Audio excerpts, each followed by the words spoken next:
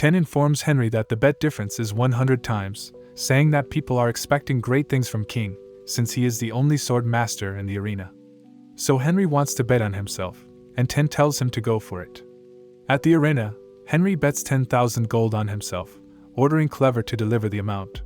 Because of the bet difference, he is going to get 1 million gold if he wins, and he is certain that the arena doesn't have that much money.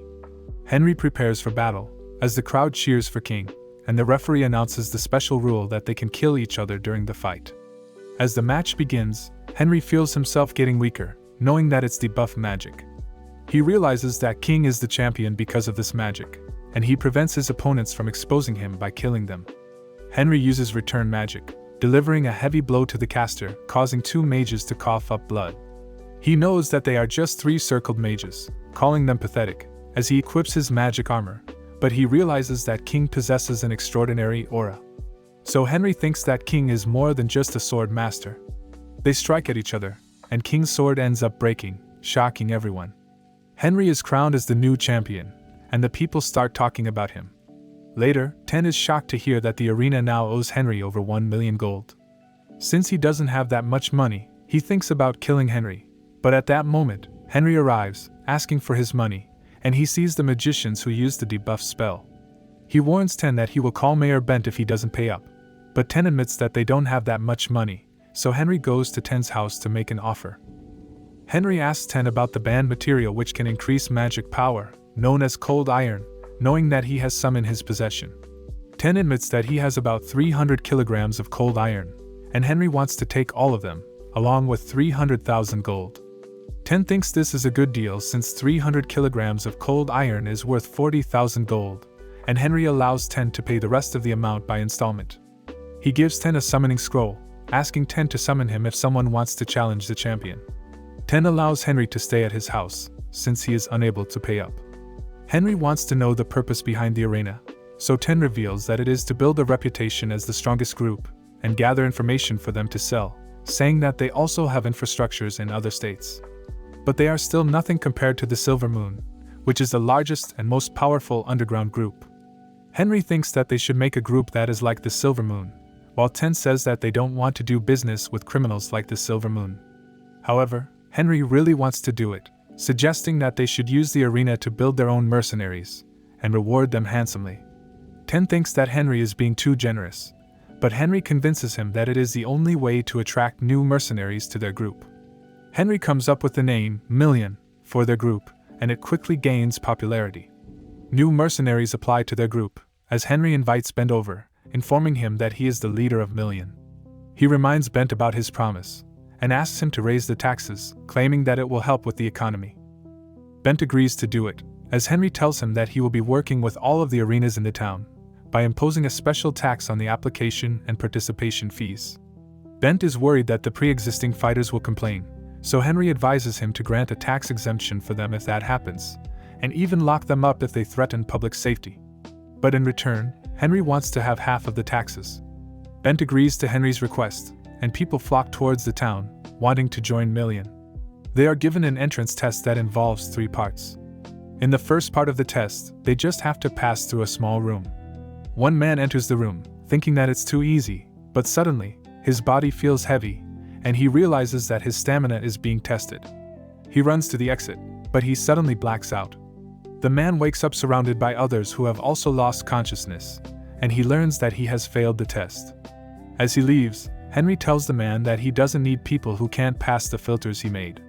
And we learn that Henry used a spell that increases the gravity as they get closer to the exit, thinking that only a stronger warrior, or a capable mage can pass the test. Later, Bent goes to Henry, asking him if it's okay to continue the test, because nobody passed during the first day, but Henry tells him that he had no plans to accept everyone in the first place.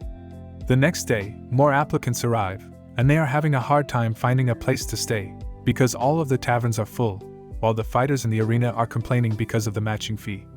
But still, nobody manages to pass the test. Henry realizes that many fighters have now returned to their homes, while a few others are still in the town, fighting in the arena and retrying his test. So he tells Bent to give the pre-existing fighters tax exemptions, claiming that he now has the perfect plan. The next day, The fighters who are at least B rank in the arena are given access to an exclusive gate. 10 realizes that Henry wants the other participants to enter the arena, and he likes the plan because it will increase their revenue. After 10 days, there is still nobody able to pass the first test, but their fighting arena is able to make a lot of profit. 10 thinks that nobody will ever pass the first test, and he reveals that the people are saying that the test is only there to help the arena make profit. So Henry decides to take action, wanting to get rid of the people's doubts. He decides to appear in public and personally take the test. Henry announces that he hasn't unlocked his aura, but he is confident that he will pass. He enters the room, equipping his magic armor and adding counter magic to eliminate the effects of gravity magic. Henry casually walks through the room, leaving through the exit, and saying that the test was too easy. So the people now know that it is possible to clear the test, but Bent reveals that some sword experts have already been scouted by the other groups. Henry starts to question his methods, and thinks about scouting mercenaries on his own. He asks 10 to collect information about the best fighters in the different regions. Henry states that he wants to go to Enkelman to bring someone over, and he's thinking about a sword master named Van. But just as he was about to leave, he receives news that someone just passed the first test. Henry goes over to meet him, and the man introduces himself as Hagler. As they shake hands, Henry thinks that there must have been a mistake since he was expecting a well-renowned fighter to pass, and Hagler doesn't look like one. For the second test, he gives Hagler a sword, challenging him to a sword fight. Hagler unleashes his aura, and Henry notes that it is similar to a swordmaster's level. Hagler attacks, while Henry blocks his attacks, thinking that Hagler is pretty strong. But Henry strikes at his sword, causing it to break. Hagler starts crying, thinking that he has failed, but Henry tells him that he has passed, and that he is exempted from the third part of the test, revealing that it is supposed to be a basic interview. Henry welcomes him to the million, as he wonders why Hagler is living a runaway life, despite being such a skilled warrior. They go to his family, telling his beautiful wife, Sana, that he has passed the test, and his daughter, Naya, hugs him, asking him about Henry.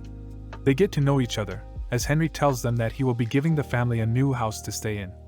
They go to Ten's house, and they are surprised by how beautiful it is.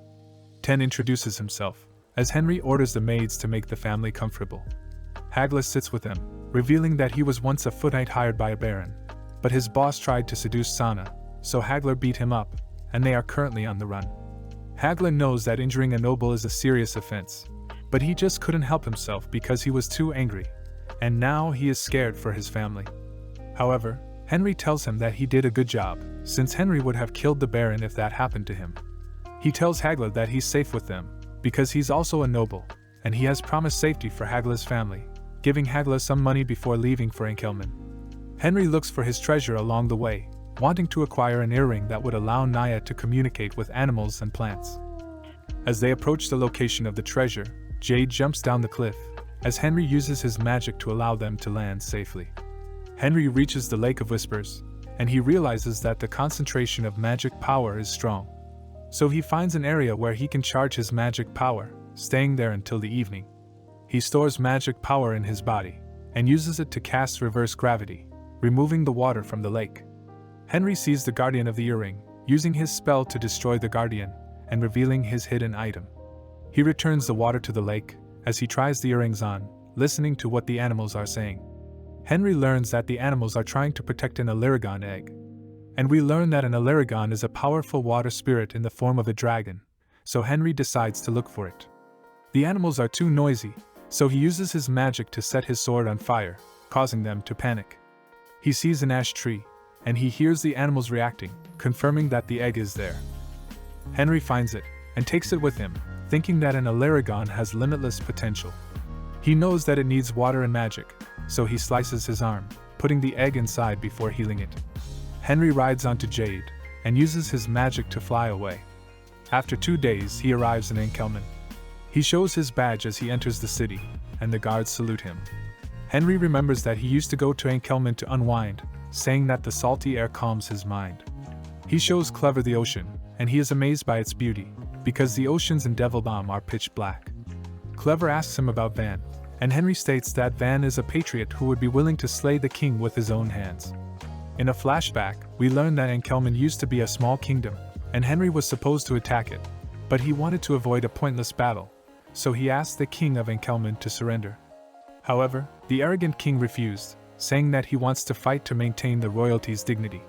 Suddenly, he gets decapitated, and we see Van holding onto a sword, killing the other soldiers who are loyal to the arrogant king.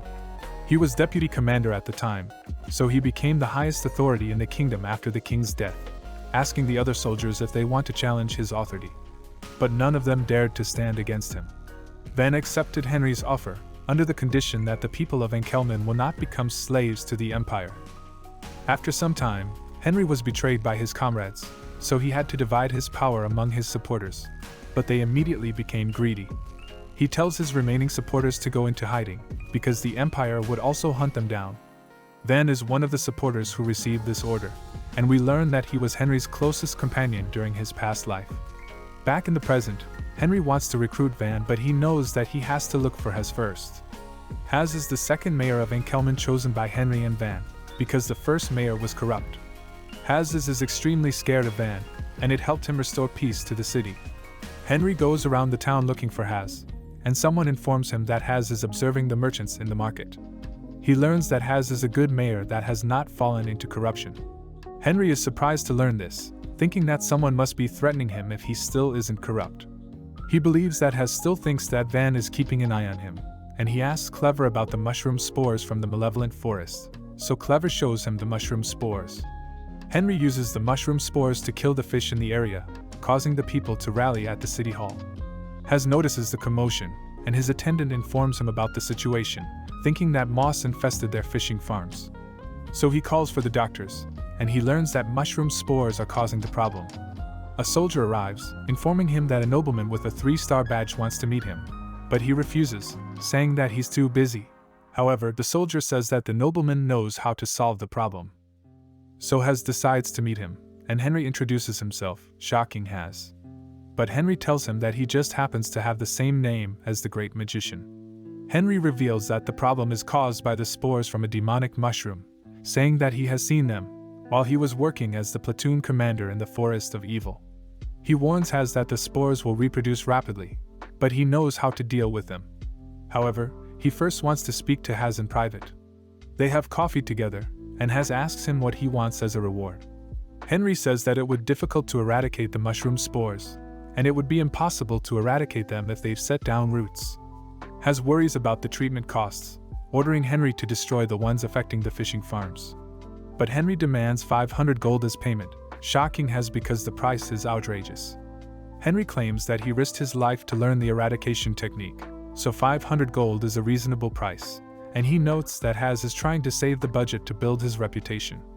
Has suspects that Henry is lying, so he wants to see Henry's methods before paying him. They go to the fishing farm, where Has introduces Henry to the farmers. Henry plans to use Clever to get rid of the spores, but he's going to put on a show for the crowd. So he pretends to sprinkle powder on the farm, claiming that it is a repellent which he personally made using his own methods. Then he orders Clever to get rid of the spores, making the farmers celebrate, and they start thanking Henry. But Henry says that they should be thanking Has instead. Has wants to buy the method from Henry, but Henry claims that it is a special method that only he can use. Has gives Henry a place to stay, and he is given money as a reward, but Henry knows that something is about to happen. That evening, 3 assassins arrive, trying to poison Henry, but Henry defends himself, grabbing onto one of them, and instantly knocking 2 of them down. Henry breaks the assassin's arm, and unmasks him, wanting to know who sent them. The man introduces himself as Linda, as he reveals that they wanted to steal Henry's method for clearing the spores. But Henry is convinced that Has ordered them to do it, so he uses a spell to create a silent room where he can interrogate Linda. Linda gets beat up, as Henry continues to ask him if Mayer has sent him. He eventually admits that they were sent by Has, and Henry makes him swallow a pill, which is revealed to be a poison that will kill him in 4 days, unless he takes the antidote. Henry gives the other 2 assassins the same pill, planning to take them to Mayor Has. He needs a witness, so he shows the assassins to the hotel manager, Halligan, who wants to call the police. But Henry reminds him that his hotel is supposed to be the best in the city. So Henry wonders why they don't have any security measures in place, threatening to sue the hotel for poor security practices. Halligan tries to explain, saying that they have a good security system in place, while Henry asks the assassins how they entered the hotel. The assassins reveal that they entered through a hole in the hotel's wall, shocking Halligan, and he starts apologizing, offering to compensate Henry. Later, at the city hall, the mayor learns that Henry has arrived with the assassins and the manager. He goes to them, trying to play dumb, but Henry shows him the poison that the assassins tried to use. Has insists that he has no idea what Henry is talking about, as the assassins apologize to the mayor for failing in their mission. Has shifts the blame, claiming that Henry is trying to set him up, but Halligan speaks up, saying that the assassins told the hotel employees that they had to do some business for the mayor. He shows has the testimony of the employees, and he becomes surprised. But that's where this video ends. Remember to like and subscribe. If you want to see a part 5 of this recap, let us know in the comments section below. Till next time.